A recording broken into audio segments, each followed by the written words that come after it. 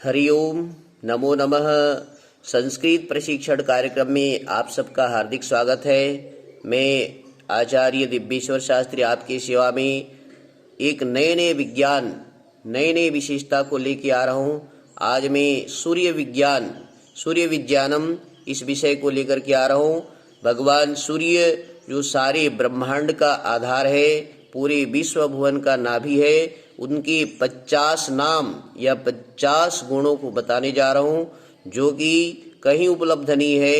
ये वेदों में मेरे परम पूज्य गुरुवर स्वामी दयानंद सरस्वती जी की देन है, वेद विद्या का देन है जो संस्कृत में है। आइए फटाफट मैं उन 50 नामों को बताना चाहूँगा जिसको आपको जानना जरूरी है। संस्कृत के छात्र छात्राओं को जानना जरूरी है। संस्कृत के विद्यार्थियों को, संस्कृत के आचार्यों को, संस्कृत के विद्वानों को, अंग्रेजी के विद्वानों को, सभी भाषा के विद्वानों को इन नामों को जानना चाहिए जो भगवान सूर्य का ये नाम है।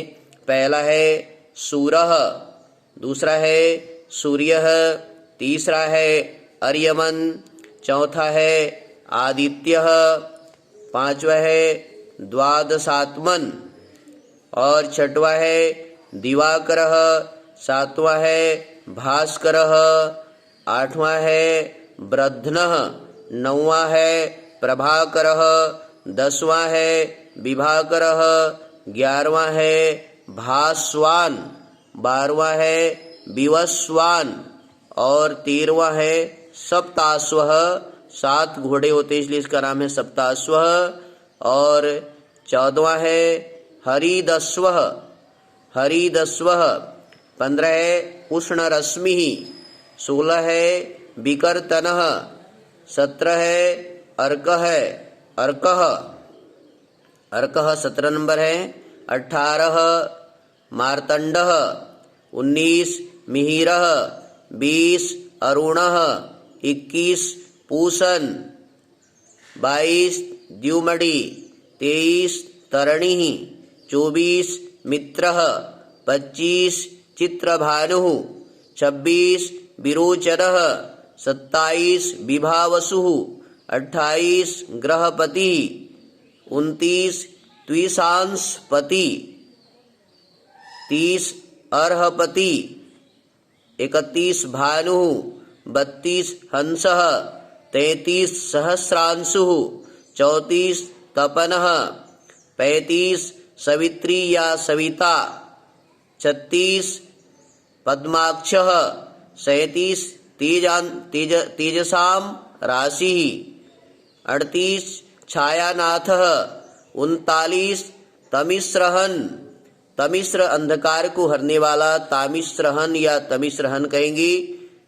40 जगत चक्षुः, सारे संसार का चक्षु है। 41 लोकबंधुः, 42 प्रद्योतनः, 43 दीनमणिः, 44 खद्योतः, 45 लोकबांधवः, 46 ईनः, 47 भगः, 48 अंशुमाली, 49 अब्जिनीपति और 50 है रवि। ये 50 भगवान सूर्य के नाम हैं जिनको हर व्यक्ति को जानना चाहिए और जानकारी देना चाहे वह किसी भी भाषा का विद्वान हो। सारे संसार में सूर्य की जो तेज है, सूर्य की जो प्रतिमा है, सूर्य का जो प्रभाव है, सूर्य का जो प्रकाश है व्याप्त है। और हम सब जन भगवान राम की वंशज हैं, तो सूर्यवंशी हैं, तो सूर्यों का इन 50 नामों को जानना चाहिए। आइए मैं फिर से एक बार दोहरा देता हूँ, हर विद्यार्थियों को बताएं। पहला है मैंने बताया था सूरह, दूसरा सूर्यः, तीसरा है अर्यमन, चौथा है आदित्यः, पांचवा है द्वादशात्मन, 12 माह को बनाने वाला होने से ये द्वादशात्मन कहा गया है। छठवां है दिवाकरः, 7वां भास्करः, 8वां ब्रध्नः, 9वां प्रभाकरः, 10वां विभाकरः, 11वां भास्वान, 12वां विवस्वान, 13वां सप्ताश्वः, 14वां हरिदस्वः, 15वां उष्ण रश्मि, गर्म इसकी प्रकाश होते इसलिए उष्ण रश्मि नाम भी है। 16 है विकर्तनः, 17 है अर्कः, 18 है मार्तंडः, 19 है मिहिरः, 20 है अरुणः, और 21 है पूसन, पूषा भी कह सकते हैं। 22 है द्युमणि, 23 है तरणी, 24 है मित्र, 25 है चित्रभानु, 26 है विरोचन, 27 है विभावसु, 28 है गृहपति या ग्रहपति, समस्त ग्रहों का स्वामी होने से ग्रहपति भी कह सकते हैं। और 29 में त्विषामपति और 30 है अर्हपति, 31 है भानु, 32 है हंसः, 33 है सहस्रांशु, इसकी सहस्त्र किरणें हैं, गुणों हैं, इसलिए सहस्रांशु कहेंगी। 34 है तपनः, 35 है सविता या सवित्री, 36 है पद्माक्षः, 37 है तेजसाम राशि, इसकी तेज के सामने कोई टिक नहीं सकता, इसलिए इसको कहेंगे तेजसाम राशि। 38 है छायानाथः और 39 है तमिश्रहंता, अंधकार नाशक जिसको कहेंगे।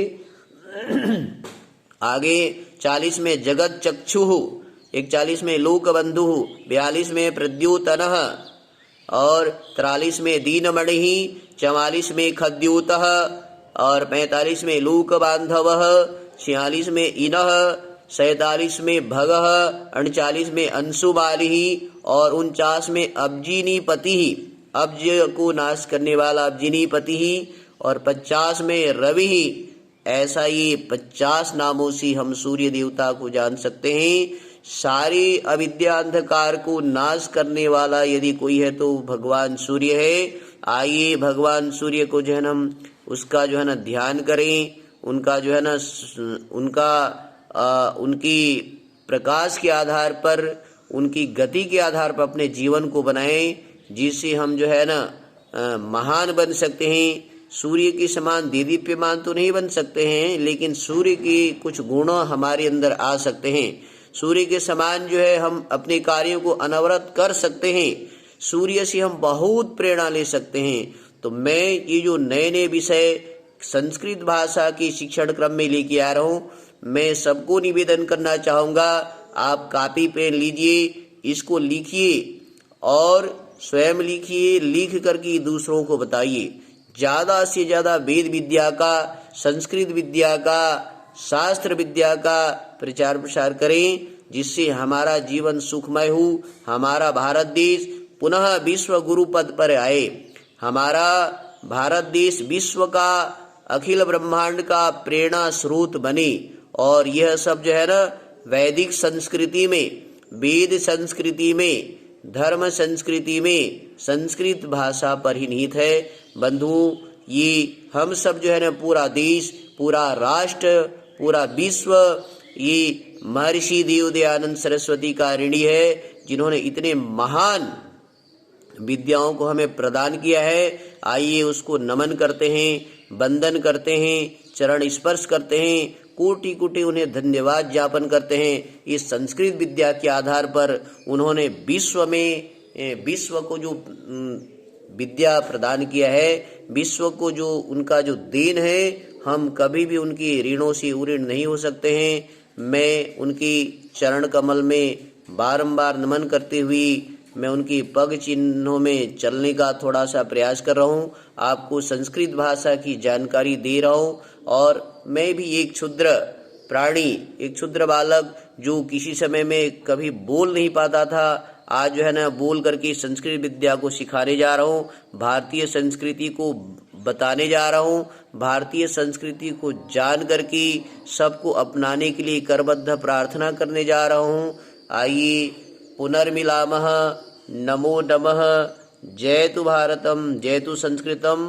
फिर आपके साथ एक नए विषय और नई जानकारी लेकर के आऊँगा। तब तक के लिए आप सबको नमन, धन्यवाद।